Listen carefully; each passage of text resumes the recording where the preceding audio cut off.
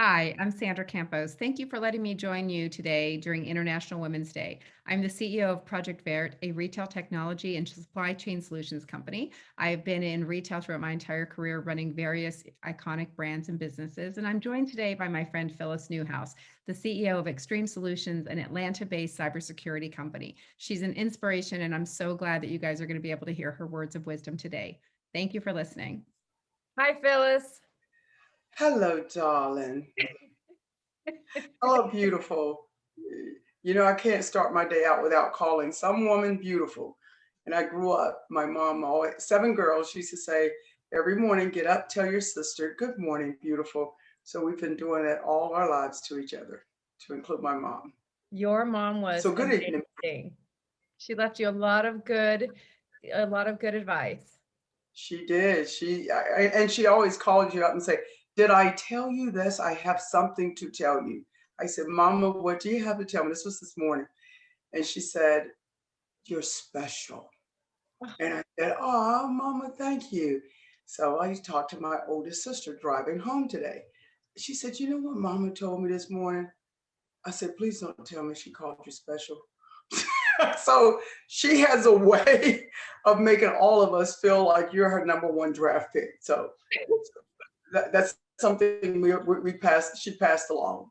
That's amazing. That's amazing. Well, thank you so much for spending the time talking with me. And obviously, we are heading into the week of International Women's Day. And I am so happy and proud to be able to call you my friend and another female supporter trying to, on a daily basis, lift up other women and help them in every way that you can. I've seen that through you personally, and I've obviously read about it with you, and I've seen you talking on other interviews, and it's just been incredible to watch. And I'm just really happy that we're able to talk.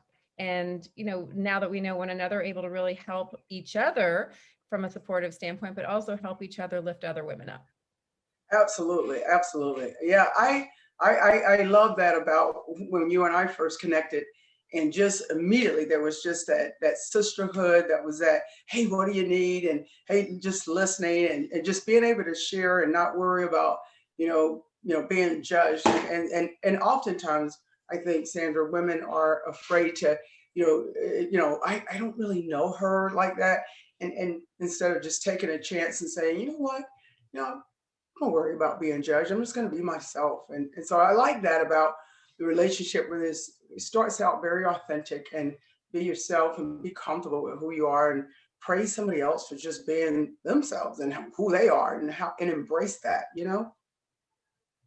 I love that. It's true.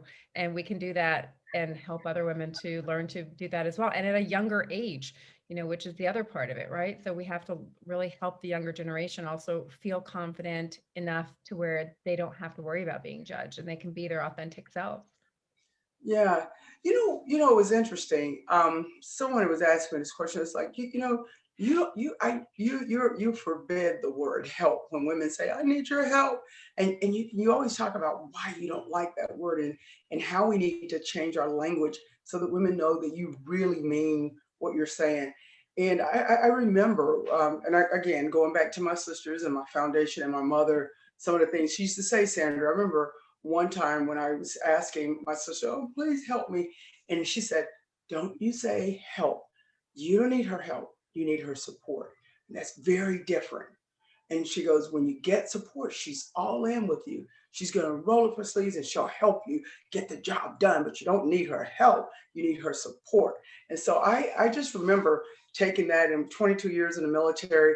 And I would tell women oftentimes, it's like, learn to support each other, not help each other. If we support is so much deeper than just help.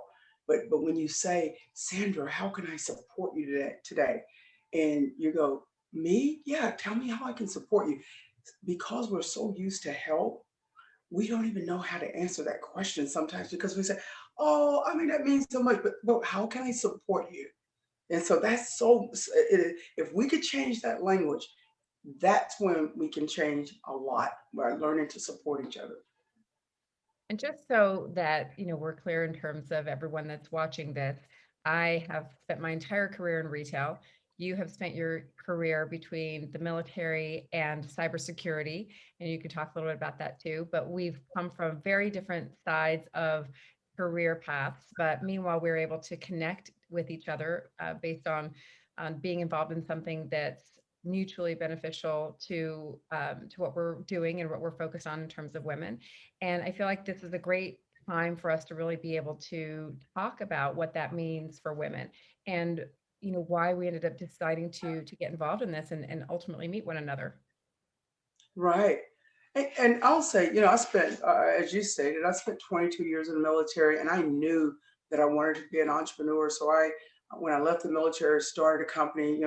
Not a lot of women in cybersecurity, and and so I had, so in my mind, it was like, hey, just get in and don't worry about fitting in. You just get in and you just go do it. And so I really had that mentality that just failure was not even an option. Like I never thought about, oh, I'm going to fail.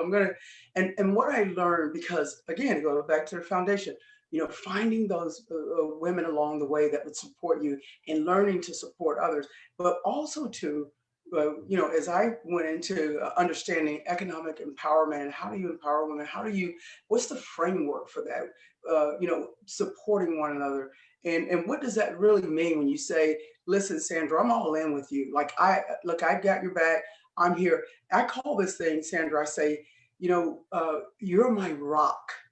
And people say, what does that mean? I said, you're my rock. And let me be your rock. And that means to me is resources, opportunities, and connections. Because oftentimes women really just need one. And God beholds if you get all three. But sometimes it's just, you know what I mean? Just think about in one day, if somebody says, Sandra, I've got a connection for you. Sandra, I've got an amazing opportunity for you. Sandra, here's a resource you're going to need. Think about how that really could change your mindset, change the direction you're going. That one connection could just change everything. And so I think when we say support comes with understanding the rock, understanding what that need is, and what are you asking me to support? Be clear when you call Phyllis up and say, listen, I need your support on something. Here's what I'm struggling. And so now that you've got my attention, and I'm like, all in, and I'm gonna lean in. What? And you know how, Sandra, sometimes when you're with your girlfriends and you go, Sandra, I got something to tell you. She's like, girl, what? We lean in. We all come around the table and we lean in. And I think a lot of times it's because we feel that support. It's like the moment you feel it, the more vulnerable you get, the more open you are about the situation, the more support you can get. So yeah. That is exactly what I end up telling people too, because when I have the ability to and the opportunity to speak to younger generations, I'm able to really tell them, all you have to do is ask, right? But when you ask, be specific. When you reach out, be specific about what they can help you with, because we all want to help. People want to help. They want to support, right? Yeah, I was catching that. In the support, exactly. But we want to support others, but you need to know what kind of support they need. Is it the resource? Is it Right, absolutely. is it a connection? And one of the greatest lessons that I've learned in the last few years is to be able to really help empower women and help them with confidence by being able to reach out, being open, letting people come to, have meetings with you that you wouldn't ordinarily meet with just because you don't travel in the same circles. But being able to open that up, it means the world to people, whether it's to your point, whether it's just through a connection, whether it's about an opportunity, or whether it's about a resource. So there's a Yeah, great takeaways. yeah, absolutely. And and so we have this thing with my all of the women in my family, my nieces, and for years we say, okay, let's go deep fast. And we go, and so we don't have time for all that surface stuff. Let's go deep fast. What is it? And so when you think about that, if you go deep fast, you and I went deep fast. We was like, oh, what? You too, girl, what? And so before and then you get that level of comfort and you start to, just feel like it's okay to just open up and share and care. And I said this to you the other night. I said, when we learn to share and care for one another, those are the relationships that empower women and they make them thrive. The fact that I care for you, I'm going to share with you, that is a whole nother level of supporting each other. It's just, are you open to sharing and are you open to caring? And that right there goes a long way. I think so. I think it also feels because it's without judgment. Absolutely. And when Yeah, you're comfortable enough that doesn't exist and it's not even a question, then you are your authentic self. absolutely. Yeah, and get rid. It's funny. I said to somebody in my office one day. She said, she came by my office and she said, what do you think about the stress? Do you think it's too tight? And I said, come here for a second. She came in my office. She's an executive that worked for me, and she came in and I said, draw a circle around you. And she said, why? I said, because I'm going to step in. That will be the no judgment zone. She said, my dress is too tight. I said, I'm not judging. And so she said, you give each other that level of comfort. Like, it's okay. You can come and ask me anything. We can talk about that. And if you ask my opinion, doesn't mean I'm judging you, because I just stepped in that circle of no judgment. And if I tell you something, don't judge me, just listen. So oftentimes we have to remember when women are coming to us that we need to draw a circle of no judgment. And as a reminder, like I don't want to be judged. I don't want if I tell you something and you go, what? Why? And then all of a sudden, you're like, oh my God, why did I tell her that? So that I think a lot of times women are reluctant to share and care for the fear of being judged. And so we have to make sure we're drawing that circle of no judgment around that relationship. We are free to be who we are and not feel like we're judged by one another. Yeah, So I agree important. with you. Absolutely. Absolutely. These are such great nuggets. Every time I talk to you, I want to write down a few more each time. I'm like, okay, and that's a really good one to remember. So let's talk about how we want to help other women with regards to economic empowerment, what that means. What does that mean to you, and how do you feel like your focus now is kind of opening up that space to be able to spend time and be able to use your voice? Yeah, you know what, Sandra? I think I went through a period of time when, even as a CEO and you're successful and your business is growing, your economic status has changed, and there was a bit of, I would be very honest with you, that there was a point in time where that imposter syndrome, like I would sit at the table in some of these financial meetings, and I had all these financial guys. We always got that guy, and so I'd sit in those meetings and I felt like, oh gosh, I really don't know that, but okay, I'll just won't say anything. And even at that level, it's like, why don't I know this? And this is what I was saying to someone today. I said, investment. How much are you willing to invest to get the knowledge you need to empower yourself? And women tend to shy away from learning things about finance. You go through a divorce, you go through this, and all of a sudden you're thrown out there on a highway, in the middle of a highway. You're trying to figure out how to make it work. And so I went through that period of time where I said, you know what? I was sitting in a meeting. I was at a bank and talking to a wealth manager, and he started rattling off all these numbers.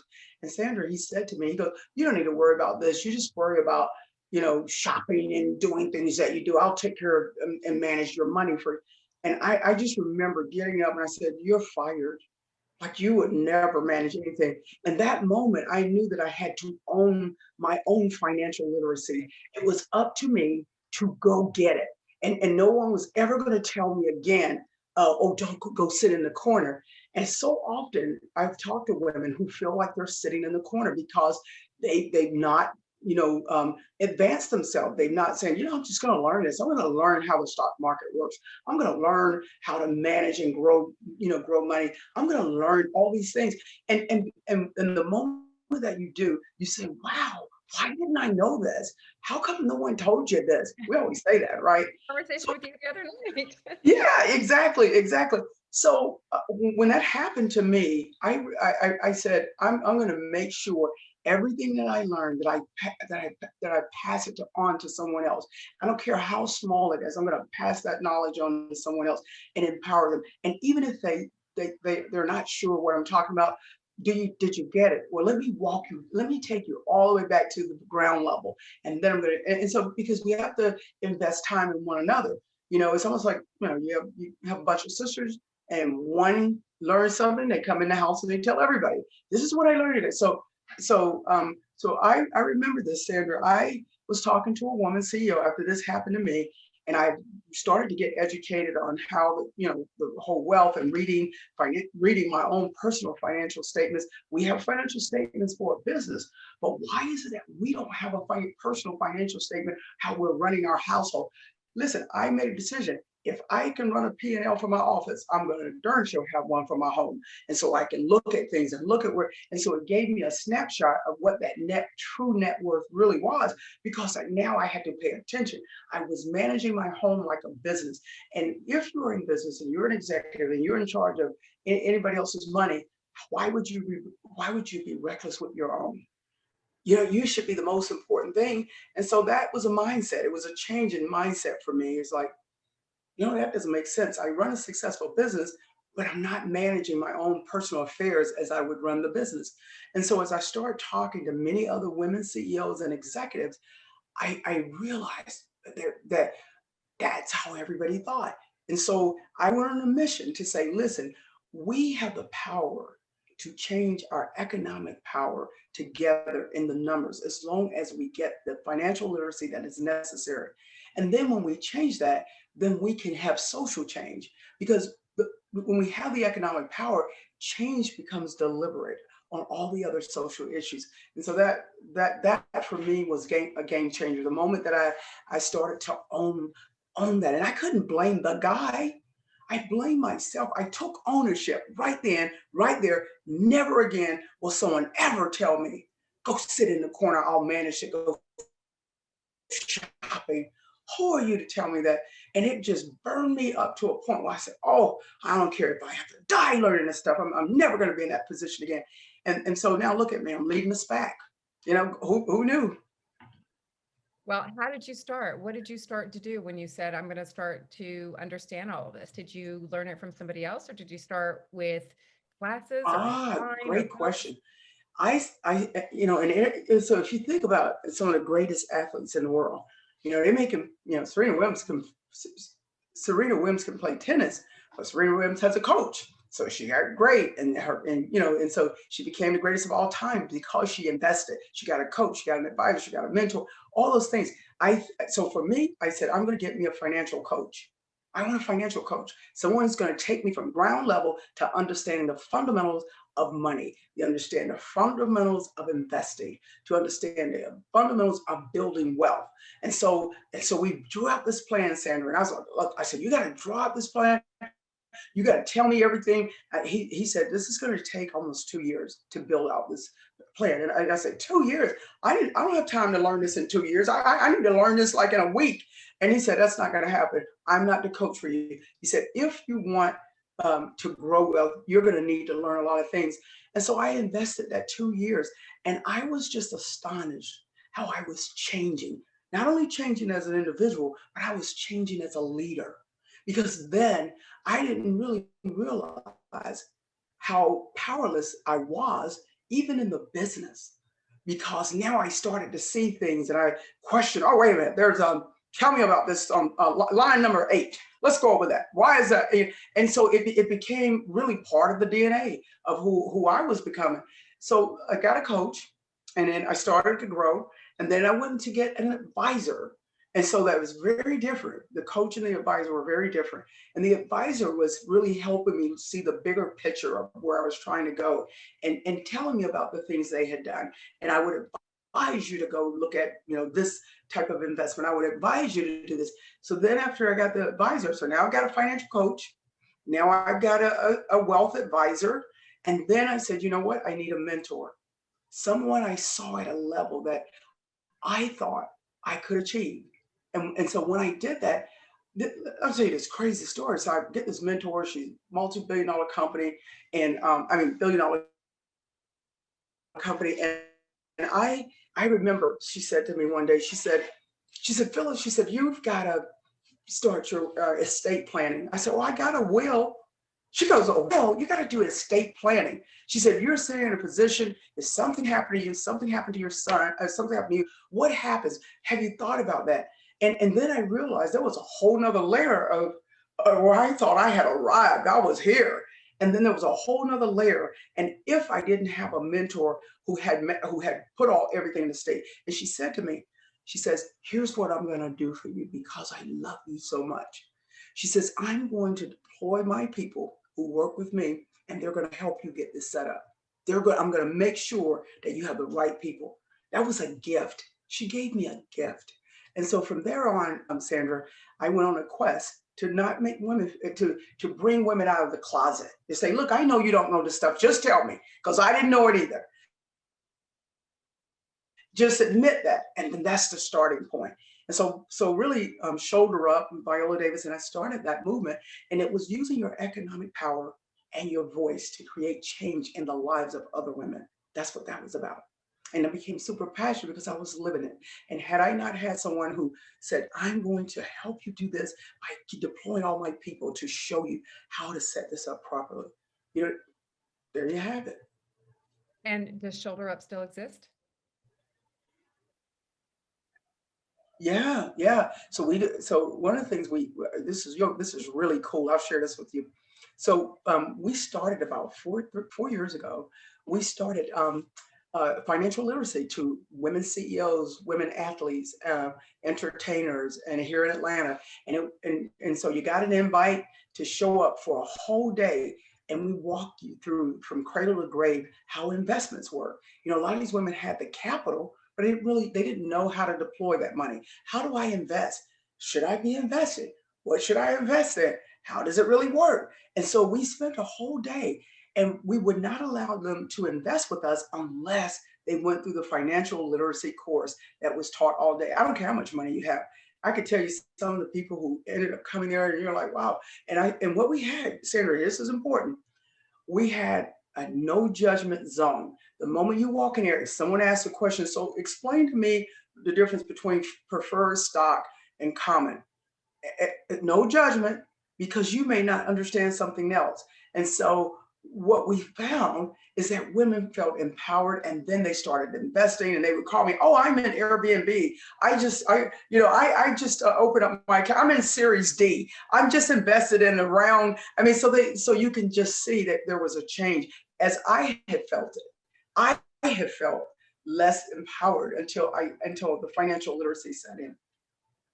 And I always say, for women that aren't obviously in Atlanta or aren't part of Shoulder Up, like where do you recommend that they actually go? Because I think part of this goes down and boils down to fear, right? Fear and lack of knowledge. So where mhm. do you go to? Do you think it's expensive? Do you think that a wealth advisor, you might not have enough money to be able to go to, so you just don't even do it? You don't approach them. Like, what do you recommend in terms of, just for somebody to kind of take down and eliminate that thinking?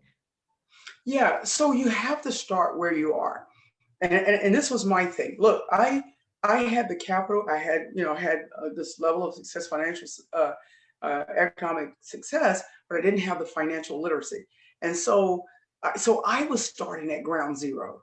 Believe it or not, I was starting at ground zero, and I was like, okay, so how do I get this? So get a coach, free online coaching, lots of tutorials, but you have to say, what is the end goal? Where are you trying to go? What are you trying to build? Why is this important? And the moment that you can define that, and then it goes back to the failure is not an option model, right? The moment you know why, failure just becomes no option, not here. And so I'll tell you, Shoulder Up, when we launched Shoulder Up, we went into 67 countries. So this was women all over the world.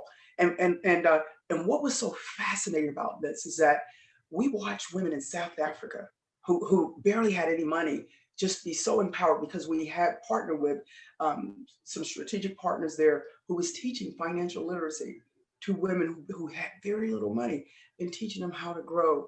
And if you look at, in India and other countries that we launched Shoulder Up, it was just an economic movement. Use your voice. Now, here's another thing what Shoulder Up, Sandra, was about. What about those women that have capital? We have money. What are we doing that to deploy that money and put it in the hands of women who have to help with social causes? Like if you can employ a woman, you can give them a job, you can help, not just give them a job because they're a woman, but giving them the opportunity because they have the skill sets, but don't overlook them because you say, well, I already got 5 women that work in operations. I'm not going to hire another one. With that's a form of discrimination that sometimes women do.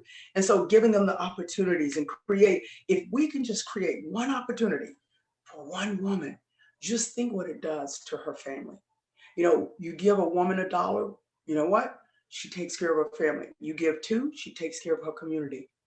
And that's how it works. And so we have a deep responsibility to get the financial literacy necessary to grow and to support other women on their growth. And so, and the only way you're going to do that is you got to get yours first. Get with it, get on, stop talking about it, be intentional. I don't want to talk to you anymore about this. I want you to go do it. Quit talking to me about what I don't have. Go do it. And that is the most important thing is like, what's the plan? Right. Very, very, very good advice. Very good advice. I love that. Well, I love that because, I think we've all been through different times and different phases in life. I certainly had an awakening when I went through divorce and I was making choices about my kids and my own life. And, you've also shared various things with me in terms of your different phases of your life. And I think that, we have a responsibility, like you said, not only to ourselves, to our families, but to other women and to those women in the community to be able to, share and care enough to be able to help others with understanding and with knowledge. And that's actually one of the reasons that I'm doing what I'm doing in terms of Fashion Launchpad, which is really about helping others by providing knowledge for fashion and retail. But that community, it's really important, take control of your own career, take control of your knowledge so that you can actually have more confidence, because confidence gives you a voice. Confidence then gives you that voice that gives you the seat at the table, that gives you the ability to speak up and raise your hand and to be able to do something and take action. So I think it's similar in terms of being able to go and learn about financial wherewithals and learn about what you need to be able to do and what you can do, even if it's saving $20 a week in whatever stage of life you're in. There's something that you can do to save and to be able to plan ahead. Yeah, it was so interesting when when I meet other women entrepreneurs and business leaders, and you start to have this conversation, and so people they say, oh, you're leading this SPAC, you gotta you gotta be really smart to do that. I said, yeah, you do. You have to be really smart. No, no, but I say this. I said, no, you have to be intentional about doing it, and I have to tell you, um, I've been getting asked that question a lot in the last couple of months. Like, how did you learn all this stuff? I think I shared this with you. I was willing to be a student of the game. I knew I wanted to play the game, and there was no way I was going to get out there on that court and start trying to shoot and play and do whatever without understanding rules, without understanding how it works, and without understanding what my end game was. What was my purpose for getting out there? What was my purpose for leading the SPAC? Why did I want to be in a SPAC? I had to go through that level of discovery internally, because anything that I do, I am so passionate about it. And if I knew I wasn't going to have the passion, knew I wasn't going to be laser focused, I just was not going to do it. And so, but I had to put the work in. I had to do it overtime. I had to burn the midnight oil. And so so my work ethic says I can do this. I'm willing to put the sweat in to do it. And sometimes I think we think we've tapped out. I'm tapped out. I can't learn anymore. I couldn't get that. I don't know. I don't know how to do that. We're not tapped out. Let's tap in. Let's get tapped in, and let's say, you know what? If I want to win this game, I'm getting ready to be. I learned this game. Well, you better look out. And I think we all have that still in us as women. I do. I agree with you. Now, before we end everything, I do want you to give one analogy of the coach and getting on the field. You just have to give that kick you in the butt analogy of what you've shared with me, for myself as well as for everybody else, because we all need that little kick in the pants every once in a while. You know what I'm talking about? Yeah, I was sharing with you. I had some fun with. I know I had some fun with two of my soul. I call Sandra my soul sister, and I'll tell you about that before. But so I thought I'd have some fun and put some fire under their butts this week. and call them out on some stuff. And one of the things I was talking about is that, have you ever seen people sitting on the sideline and everybody else is playing the game? The coach is calling the best players in that he says are the best players. He calls them in, come on in, Newhouse, get in here. Newhouse runs out on the court because she's so confident. She's got, she knows that her game is tight. I know my game is tight. And then you're still sitting on the bench and you barely raise your hand, coach, and he said, oh no, you're not ready yet. And then he goes to the next person. And then you said, and then you start complaining to other people. The coach didn't put me in. The coach, how many times did I have? I'm watching everybody scale and grow and get knowledge. And so the coach comes over to you and he says, you want to play the game? He said, you want to get in the game? First, you got to be a student of the game, Sandra. If you want to be a great player, you don't sit on the sideline. Get off the sideline. Get in the game. Who told you to sit on the sideline from the beginning? Why were you sitting there? And if you understand the game, why aren't you playing? Why aren't you playing? And this is really how I looked at SPACs. The moment that I understood exactly how they work, the moment I understood the economic upside to this, I became a true student of the game. And guess what? I wasn't waiting for somebody to put me in. I knew I was getting in. I was like, oh, I'm up. I'm sorry. And so we have to have that mentality, is that if you want to play the game, first become a student and then get in the game. And you do not need permission to play the game. It is yours.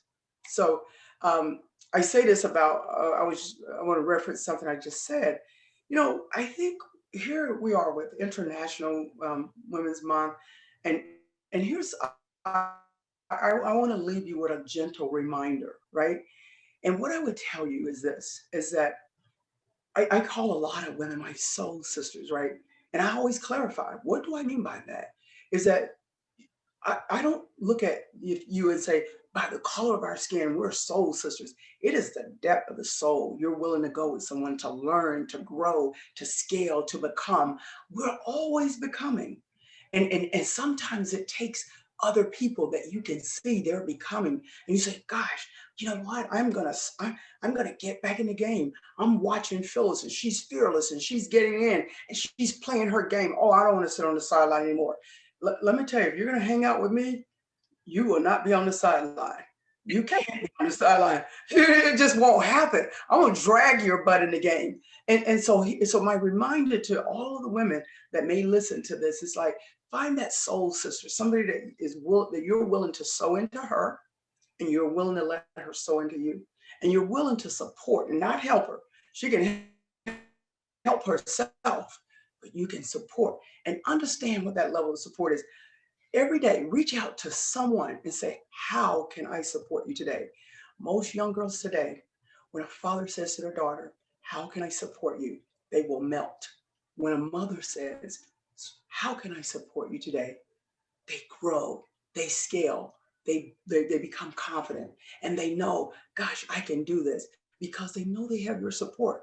But if we don't get rid of that language, how can I help you? That right there says, you know what, go away. I don't want to really be bothered with you. I really don't mean what I said. The support is so different. And so I want you to think about that as you go into Women's International Month. It's like, who am I supporting? How can I support better? How can I let women know that I'm there for them? So. Wonderful reminder for all of us. I thank you so much, because you've kicked me in the butt a few times, and great reminders of what we can do and the power that we have within ourselves to do it, and to do it in a big, bold way. So happy International Women's Day. And thank you so much, Phyllis. Thank you, my friend and my soul sister.